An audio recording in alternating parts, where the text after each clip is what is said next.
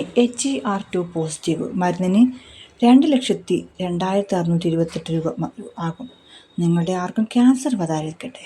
മറുപടിയുമായി സഹോദരി. മരുന്നുകളും അവയുടെ വിലയുമെല്ലാം പുറത്തുവിട്ടുകൊണ്ടാണ് സഹോദരിയുടെ മറുപടി. നമ്മുടെ സ്വന്തം രേണുസുധിയുടെ ക്യാൻസർ കെട്ടിച്ചമച്ചതാണ്. മരുന്നിന് 2 ലക്ഷം രൂപയാകില്ലെന്നും പറയുന്നവർക്ക് മറുപടിയുമായി സഹോദരി. രേണുവിൻ്റെ മരുന്നുകളും അവയുടെ വിലയുമെല്ലാം പുറത്തുവിട്ടുകൊണ്ടാണ് സഹോദരിയുടെ പുതിയ മറുപടി.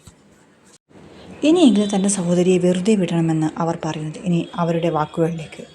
ഇങ്ങനെ ഒരു വീഡിയോ ചെയ്യണമെന്ന് ആഗ്രഹിച്ചതല്ലേ, പക്ഷേ 2-3 ദിവസമായി രേണുവിന് നൽകുന്ന മരുന്നുകളെക്കുറിച്ച് ചില വ്ളോഗർമാർ തെറ്റിദ്ധാരണ പ്രചരിപ്പിക്കുന്നുണ്ട്. മെഡിക്കൽ കോളേജിൽ ഇങ്ങനെയാണ്, ഇഞ്ചക്ഷന് 2 ലക്ഷം, കീമോയ്ക്കും മെഡിസിനും അത്രയും ആകില്ല എന്നൊക്കെയാണ് പറയുന്നത്. തങ്ങൾക്ക് മെഡിസിൻ 5000 കിട്ടിയെന്ന് പറയുന്ന ചില ക്യാൻസർ രോഗികളുടെ വോയിസുമുണ്ട്. രേണുവിന് വേണ്ടി പ്രാർത്ഥിക്കുന്നവർക്കും തെറ്റായ സന്ദേശം നൽകുകയാണ്. അവർ സത്യം മനസ്സിലാക്കണം.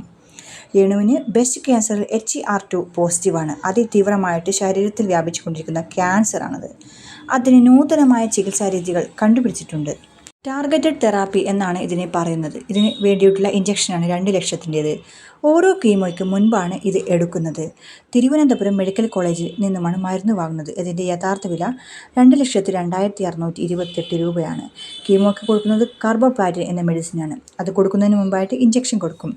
രേണുവിന് മൊത്തം പറഞ്ഞിരിക്കുന്നത് 6 കീമോ ആണ്. അത് കഴിയുമ്പോൾ ഒരു സർജറി നടക്കും എന്ന് പറയുന്നത് കേട്ട് ഈ ഇഞ്ചക്ഷൻ 5000 രൂപയ്ക്ക് കിട്ടുമെന്ന്. എവിടെയാണ് 5000 രൂപയ്ക്ക് ഇത് കിട്ടുന്നതെന്ന് അറിയിച്ചാൽ വലിയ ഉപകാരമായേനെ. എനിക്ക് അത്രയും ആയില്ലെന്ന് പറയുന്ന ക്യാൻസർ രോഗികളുടെ വോയിസ് ഉണ്ട്.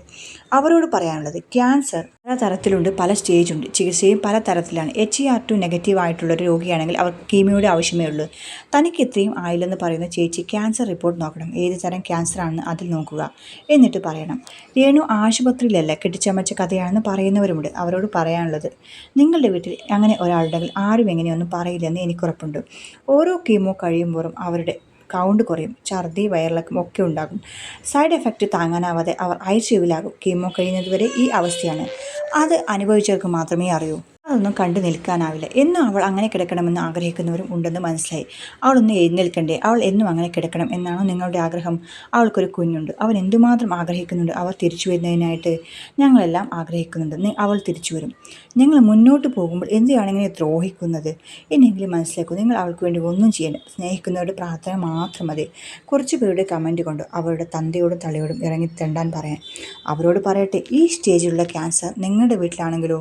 എന്തായാലും നിങ്ങളുടെ വീട്ടിൽ ആർക്കൊന്നും വരാതിരിക്കട്ടെ. ഇങ്ങനെ പറഞ്ഞു നിർത്തുകയാണ് രേണുസുധിയുടെ സഹോദരി. അപ്പോൾ ഈ വീഡിയോയ്ക്ക് നിങ്ങളുടെ അഭിപ്രായം എന്താണ്? ഇതിനെതിരെയുള്ള കമൻറ്റ്സ് നിങ്ങൾ കമൻറ്റ് ബോക്സിൽ രേഖപ്പെടുത്തൂ.